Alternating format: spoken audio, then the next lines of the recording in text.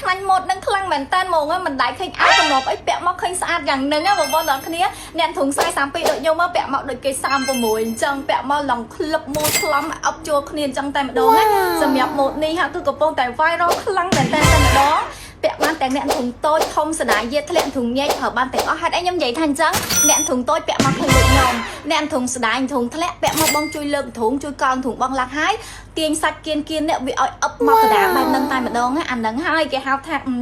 អាវកំពុងតែ viral អាវកំពុងតែផ្ទុះខ្លាំងដោយសារតែវាមានចំណុចពិសេសខ្លាំងបែបហ្នឹងដែលអាវផ្សេងអត់មានដូចទេបងហើយមកដៃអាវរបស់គេឡាយអក្សរអង់គ្លេសឡងខ្ជូតសំខាន់គឺវាលយពាក់ជាមួយនឹងអាវខាងក្រៅម៉ូតអីក៏វាឃើញស្អាតវាមិនមែនបានតែថាឃើញធុងស្អាតទេសំខាន់ស្រួលពាក់ហើយដៃអាវវាស្អាតថែមទៀតវាអត់ងាយរកអាវណាមកបដូចបានណាបងប្អូនគ្នាអូនមាន3ពណ៌ជូនបងមានពណ៌សាច់ពណ៌គ្រីមជាមួយនឹងពណ៌ខ្មៅ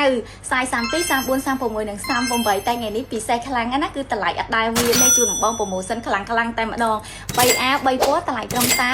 $11តែប៉ុណ្ណោះអូនហ្វ្រីស្វាគមន៍ដល់បងមកផ្ទះគ្រប់25ខែក្រុងហ្មងណា